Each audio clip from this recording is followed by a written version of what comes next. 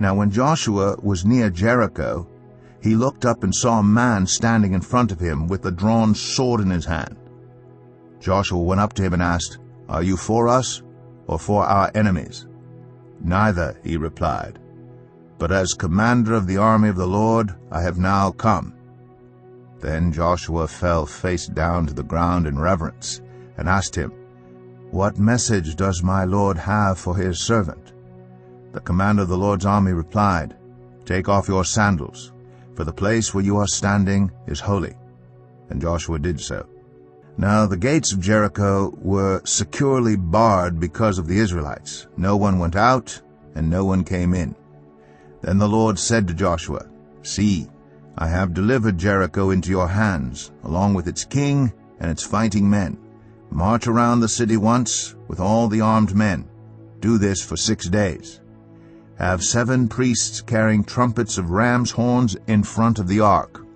On the 7th day, march around the city 7 times with the priests blowing the trumpets. When you hear them sound a long blast on the trumpets, have the whole army give a loud shout. Then the wall of the city will collapse, and the army will go up, every one straight in." So Joshua son of Nun called the priests and said to them, "Take up the ark of the covenant of the Lord and have 7 priests carrying trumpets in front of it." And he ordered the army, "Advance, march around the city, with an armed guard going ahead of the ark of the Lord." When Joshua had spoken to the people, the 7 priests carrying the 7 trumpets before the Lord went forward, blowing their trumpets, and the ark of the Lord's covenant followed them. The armed guard marched ahead of the priests, who blew the trumpets, and the rear guard followed the ark. All this time the trumpets were sounding. But Joshua had commanded the army, "Do not give a war cry, do not raise your voices, do not say a word until the day I tell you to shout. Then shout." So he had the ark of the Lord carried around the city, circling it once. Then the army returned to camp and spent the night there. Joshua got up early the next morning, and the priests took up the ark of the Lord. The 7 priests carrying the 7 trumpets went forward, marching before the ark of the Lord and blowing the trumpets. The armed men went ahead of them, and the rear guard followed the ark of the Lord, while the trumpets kept sounding. So on the 2nd day they marched around the city once and returned to the camp. They did this for 6 days. On the 7th day they got up at daybreak and marched around the city 7 times in the same manner, except that on that day they circled the city 7 times. The 7th time around, when the priests sounded the trumpet blast, Joshua commanded the army, "Shout, for the Lord has given you the city. The city and all that is in it are to be devoted to the Lord. Only Rahab the prostitute and all who are with her in her house shall be spared, because she hid the spies we sent. But keep away from the devoted things, so that you will not bring about your own destruction by taking any of them. Otherwise you will make the camp of Israel liable to destruction and bring trouble on it. All the silver and gold and the articles of bronze and iron are sacred to the Lord and must go into his treasury."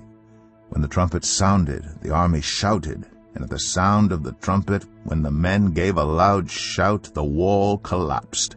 So everyone charged straight in, and they took the city. They devoted the city to the Lord and destroyed with the sword every living thing in it, men and women, young and old, cattle, sheep, and donkeys. Joshua said to the 2 men who had spied out the land, "Go into the prostitute's house and bring her out and all who belong to her, in accordance with your oath to her." So the young men who had done the spying went in and brought out Rahab, her father and mother, her brothers and sisters, and all who belonged to her. They brought out her entire family and put them in a place outside the camp of Israel. Then they burned the whole city and everything in it. But they put the silver and gold and the articles of bronze and iron into the treasury of the Lord's house. But Joshua spared Rahab the prostitute with her family and all who belonged to her, because she hid the men Joshua had sent as spies to Jericho, and she lives among the Israelites to this day. At that time Joshua pronounced this solemn oath: "Cursed before the Lord is the one who undertakes to rebuild this city, Jericho. At the cost of his firstborn son, he will lay its foundations. At the cost of his youngest, he will set up its gates." So the Lord was with Joshua, and his fame spread throughout the land.